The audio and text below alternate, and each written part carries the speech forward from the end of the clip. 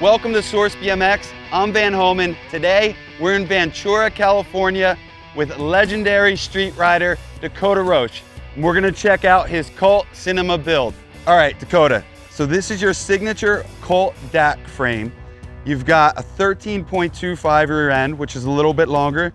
You've got a bit of a taller standover height at 9.25, and you've got kind of middle of the road, 75.5 head tube angle going on this. So it kind of seems like an all-around machine and just a solid bicycle, basically. So explain to us what went into designing this bike with Cult and why you choose this geometry.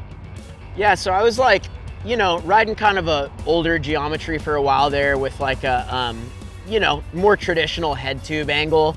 And I was like, I want to switch it up and see if I can get like, you know, a little bit more responsiveness out of the bike, but also not compromise on like sturdiness, like riding transition. Because it's the worst when you ride a bike that's like freaking 12.5 back end and you go to air accord, you end up like 540ing it on accident. So kind of for like all around riding is all why you around, want it. yeah. And it's like, you know, primarily I like to ride street, but like I grew up riding everything and I still want to ride everything. So I want a bike that could kind of do all that, you know? All right, Dakota, you're riding a 20.75 top tube. Why do you choose this length and how tall are you? I'm 5'8" on a good day. Okay. A little on the shorter side. It kind of helps with riding, I feel like sometimes though. But anyways, 27.5 is kind of like what you were saying earlier. It's middle of the road. Like for me, 20.5 started feeling like it was like a little restrictive even with my short legs. So I just wanted a little bit more room, and you know, with back ends being shorter these days, I could add a little bit to the top tube and it'll balance out. And I just feel like it's like more maneuverable, but not so big that like it takes me on a ride, you know? It still feels like I'm kind of right where I want to be. Gotcha. Just responsive yet stable. Is it that tag phrase comes out a lot, but it's very fitting. That's what we're always looking for, yeah, you know? Exactly. So you got these S bends in the back, that way you can fit the larger tires, is that correct? That's correct, yeah. Got the 2.4 in the back. Okay. So no problem fitting those bigger tires. Zero, even if you frame case something and your wheel gets a little still plenty of space. Still space, yeah. All right. Same, okay, so while we're on that, let's go to the Cult Sect Fork. You're riding the 28mm offset. So again, kind of middle of the road, and you also have that larger mouth to fit the larger tires. Yep, that's right. Yeah, I'd say, you know, I wouldn't really want to change the angle of the forks too much. Like, I know some people say it helps with nose manuals and stuff. But for me, like, I don't know, it's like, I like trying new things, but also like, why fix what isn't broken? And for me, this has always worked. And, you know, I love doing nose manuals and this works for me. So I just kind of stick with it. And again, like, I just don't ever want my bike to feel like it's too twitchy, okay. You know? Yep. I want to feel like it's like sturdy underneath me. Solid vessel. Solid vessel. All right. Just a beast, you know? I like it. All right, Dakota, let's talk about your steering. You've got your own signature bars. You've got your own signature stem. It looks to me like you have the oversized 1-inch setup. You're riding 9.25 rise bars. Kind of break down this steering setup for us and how you came up with these designs. Yeah, so I was riding a front load stem for a long time, up until probably about 10 years ago. And I switched to top load because I rode someone else's bike and it felt like I had like a little bit more leverage. And then I just kind of never looked back, and I actually quite prefer the top load now. And then as far as like the bars go, 925, again, middle of the road. I tend to try to stay right there. Too low of bars kind of just makes your front end feel, I don't know, like you're kind of hunched over. Right, okay. And then too big of bars, I just look like I'm riding a scooter instead of a BMX bike. So okay. We're trying to get right there in the middle. Decided to go with the 1-inch clamp. You know, for strength purposes, I like to launch myself off stuff sometimes. So I like my parts to hold up to that. And I've been riding the, you know, the 1-inch clamp for, I don't know, a few years now, and I haven't bent any bars, I haven't broken any bars. My bars don't move ever somehow, so I'm incredibly happy with how this whole So you feel like it's a nice, I know it's available in the traditional 7/8 and the 1-inch, so you feel like this is, that little bit of extra clamping power makes a lot of difference. For sure, yeah, because I mean, I feel like even before I would have times where I'd put new bars or a new stem on and my bars would move for a little bit when you first get it. I don't deal with that ever. Okay. I tighten them once and they're there now. Amazing. So, yeah, and you know, it doesn't affect the strength of these welds up here, which I was a little worried about. I haven't had any issues with that. So I'm overall, like, I feel very confident in this being like a good setup and something you could trust. Amazing, yeah. And what about this design here? You got like kind of the wings. Is that something specific to your design? Yeah, I kind of, for some reason, always gravitate towards like graphics with wings on them. Okay. And I don't quite know why. I just really like the look of them. And you know, it's like even tattoos, I got wings on me and stuff. It's just like, you're just flying. I try to fly, you know? Sometimes I crash, but we try to stay in the air as much as we can. So yeah, it's kind of just that, you know? Cool. Kind of just like look down and remind yourself, all right, we're flying today. I dig it. All right, Dakota, let's talk about your drivetrain. You've got the Homies cranks, the Chase Hawk cranks. These things are a classic 3-piece crank, kind of ankle friendly, sturdy. You're running 170 millimeters. How are these things holding up and why do you choose to ride them? I have been riding the Hawk cranks since they came out. I have never, ever bent, cracked, twisted, no spindle issues, none of that stuff. So I'm with these for life at this That's point. saying a lot with some of the stuff you send yourself off of. Dude, I mean, like, yeah, I've had issues with cranks in the past before, so it's like, it's nice to know that these things are gonna hold up to whatever. And yeah, ankle friendly, no issues with that. I like the look of them as well. They're super easy to put on and take off if you're building a new frame up or something like that. Yeah, I mean, I have zero complaints with them. They stay tight, they stay where they need to be. Easy. Yeah. Maintenance free. Maintenance free. All right, you've got a long list of signature parts on this machine. So let's talk about your sprocket, the Colt DAC sprocket. You're riding a 28 tooth. You've also got the nice, clean, slim looking aluminum guard, and it also has multiple holes so you can rotate it. So if you're doing too many grinds, you can rotate the disc. There you go, right? Yep. So break this down. Why do you choose the guard sprocket?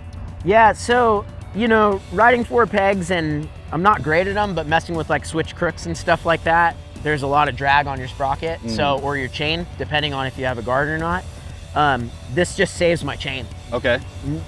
You know, 99.9 out of 100 times I don't break chains because of this thing. Okay, so it's not even that you use it to grind, it's just to keep your chain safe.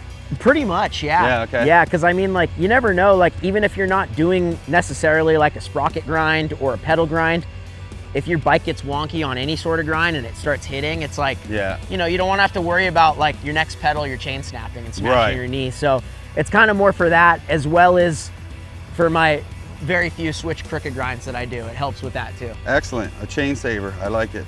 Don't want to snap your chain and hit your knee on this beautiful DAC stem. No, it's not meant for that. You know? It's meant for clamping bars good, not hitting your knee. All right, so now let's talk about the DAC pedal.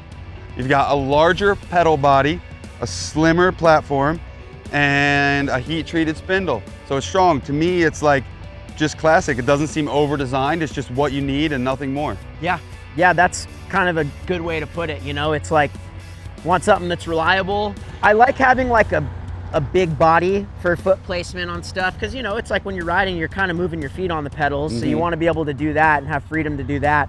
You don't want it to be obnoxious, you know, you don't want it to be like too thick or too fat. So again, kind of middle ground.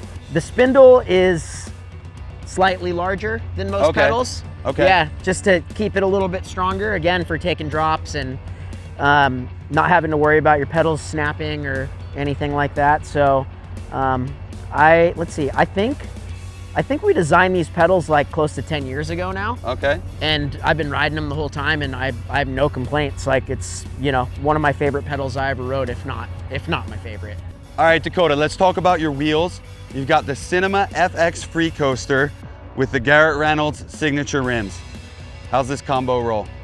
Well, Garrett's like the sickest BMXer alive, and you know, supporting him and the things he does, I'm always down for. And not to mention, it is a beautiful, perfectly built rim, strong as hell, sturdy as hell. I mean, I don't really compare weight, but I think it's it's just fine on weight. It doesn't Yeah. feel heavy. They hold up to everything. Don't have any issues. You know, you tighten your spokes here and there, and that's it. Yeah, so it can take a beating and you don't have to worry about them. That's right, yeah, and that's kind of what I always look for with bike. It's like, I don't mind working on my bike, but I want everything to stay as dialed as it can for as long as possible between little tune-ups and stuff. Got it. These wheels are them, and like I said, dude, it's got Garrett's name on it, so it's got to be good, right? And what about the free coaster? Why do you choose a free coaster over a cassette, and how does the FX Cinema free coaster hold up for you? So I switched over to free coaster probably, I think, in like 2016 permanently, and I've just been liking, like, it's kind of opened up some new doors for tricks and stuff. It's like tricks I already like to do, but then it's like, oh, you could do a backlash out or whatever, and just kind of broadens the horizon a little bit, fakie manual stuff. Never been great at those things, but it's nice to have the option to do that and not have to backpedal. And yeah, I mean, like, I have no issues with this hub ever. So I mean, and that's saying a lot. Like, I mean, I know free coaster hubs are getting better, but to have a maintenance-free free coaster hub is a difficult thing to find. For sure. That was like why I held off on riding a free coaster for so long, was like, I don't want to have to worry about this thing blowing out bearings all the time. Engaging, that's the other scary thing. It's like you do a 180 going fast and that thing just engages, you're not ready for it, you're going back. So yeah, like just kind of what you would hope for, you know? No issues. Yeah. Sturdy, strong, does the job. It's great. There you have it. All right, you've got the Colt Slim pivotal seat, kind of classic, stylish, no frills again. I mean, I really love this bike in general because everything looks beautiful without anything being over-designed, just looks good. What do you got to say about the seat?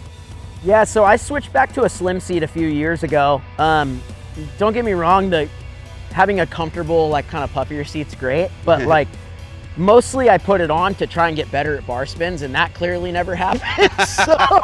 So I went back to this because I like the way it looks. It's kind of like, reminds me of like what I grew up riding. Yeah, kind of like a classic race style seat. Exactly, yeah. So I prefer the look, and bar spins don't feel any different whether I have this or a stinking Haro Dave Mira seat. So yeah, yeah, it's, you know, and I like the way it looks. Like I said, it looks good.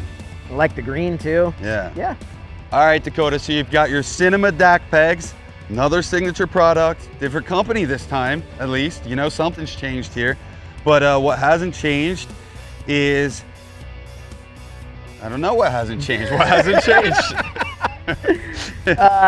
I'd say in the last, let's see, in the last, I'll go 10 years, okay? Okay. Went from metal to plastic. Okay.